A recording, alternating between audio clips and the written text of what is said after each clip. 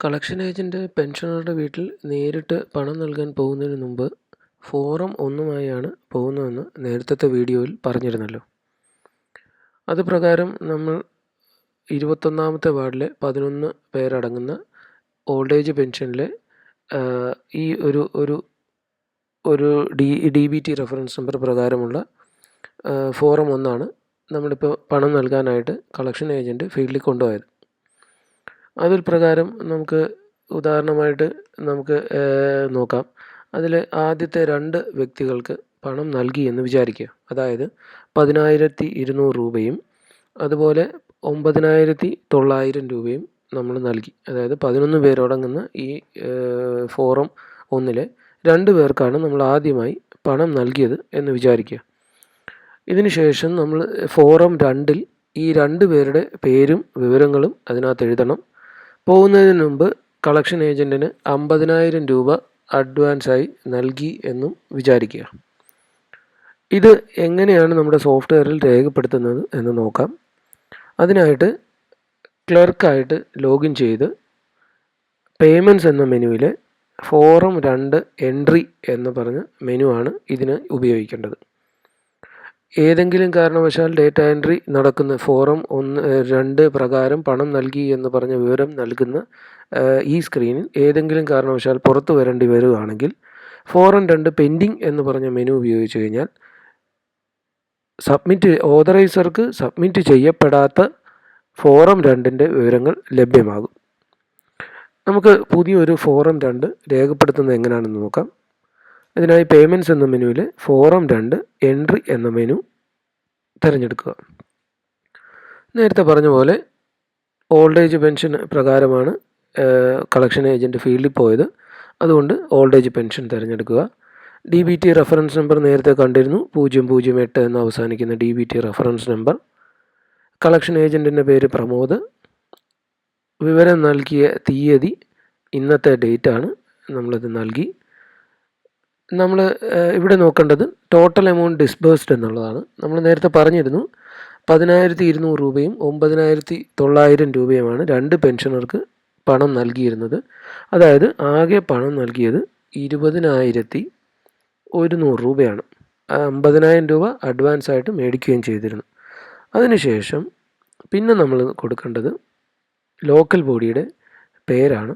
അപ്പോൾ ഇവിടെ ലോക്കൽ ബോഡിയുടെ പേര് DBT റെഫറൻസ് നമ്പർ നൽകുമ്പോൾ തന്നെ നൽകി.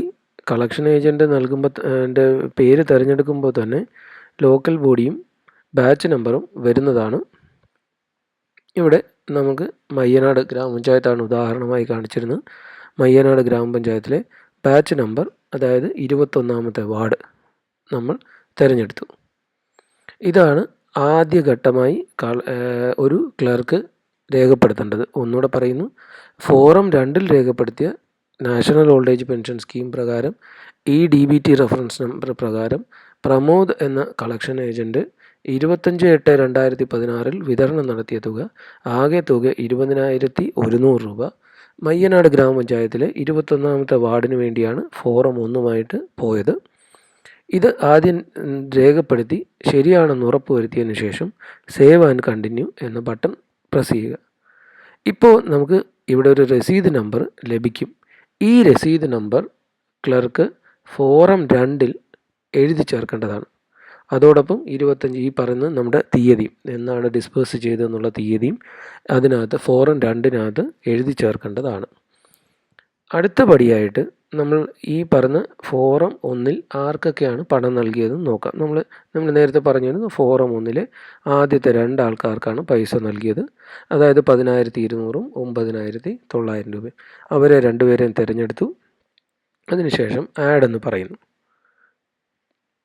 അപ്പോൾ ഈ തിരഞ്ഞെടുത്ത 2 പേര് ഇതിൽ നിന്ന് മാറുകയും അവർ ഇവിടേക്ക് മാറുകയും ചെയ്തു.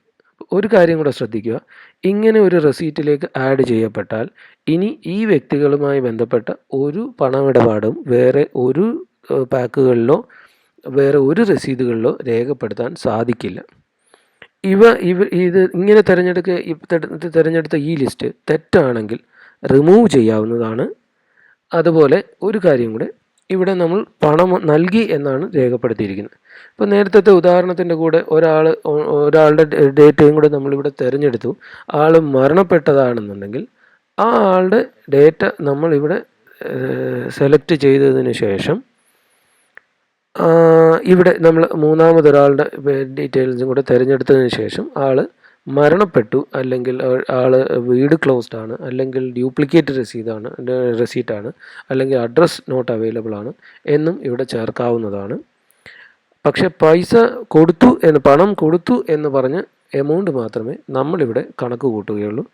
മറ്റ് തരത്തിലുള്ള ഏതെങ്കിലും സ്റ്റാറ്റസ്, പണം നൽകാത്തതിന് കാരണമുണ്ടെങ്കിൽ അവ ഇതിനകത്ത് ചേർക്കുകയും മറ്റിനി വേറൊരു ലിസ്റ്റിലും ഉൾപ്പെടുത്താൻ സാധ്യമല്ലാത്ത രീതിയിൽ സ്റ്റാറ്റസ് അപ്ഡേറ്റ് ആവുകയും ചെയ്യും. ഇതിനുശേഷം റെസീറ്റ് നമുക്ക് സേവ് ചെയ്യാവുന്നതാണ്.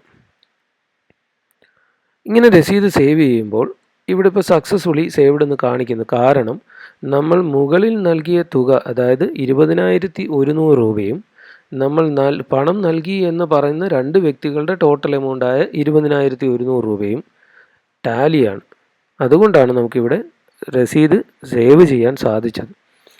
ഒരു ഉദാഹരണമായിട്ട് ഇതിൽ ഒരാളും കൂടെ നമ്മൾ ചേർക്കുകയാണ്, അത് ടാലി അല്ലാതാകാൻ വേണ്ടിയിട്ട് ഒന്ന് ചേർത്ത് നോക്കാം. അങ്ങനെയാണെങ്കിൽ ഇനി നമുക്കിവിടെ സേവ് രസീത് പറഞ്ഞാൽ ഇത് ടാലി ആകില്ല. കാരണം മുകളിൽ നൽകിയ രസീതിൽ 20,100 രൂപ എന്നും ചേർത്തിട്ടുണ്ട്. പക്ഷേ ആകെ നമ്മൾ നൽകിയ തുക സെലക്ട് ചെയ്തത് 29,700 എന്നുമാണ്. അപ്പോൾ എന്ത് ചെയ്യാം, ഇത് മൂന്നാമത്തെ ആൾ ശരിക്കും തെറ്റായിട്ടുള്ളതാണ്. നമുക്കത് റിമൂവ് ചെയ്ത് നോക്കാം. ഓക്കെ, ഇനി ഒന്നുകൂടെ സേവ് ചെയ്ത് നോക്കാം.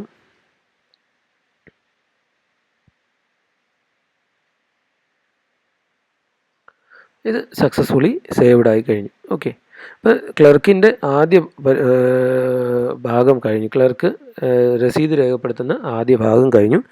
ഇത് പരിശോധിച്ച് ഉറപ്പുവരുത്തി ശരിയാണെന്ന് ഉത്തമ ബോധ്യം വന്നു കഴിഞ്ഞാൽ ക്ലർക്കിന് ഇത് ഓതറൈസർക്ക് വേണ്ടി സബ്മിറ്റ് ചെയ്യാം.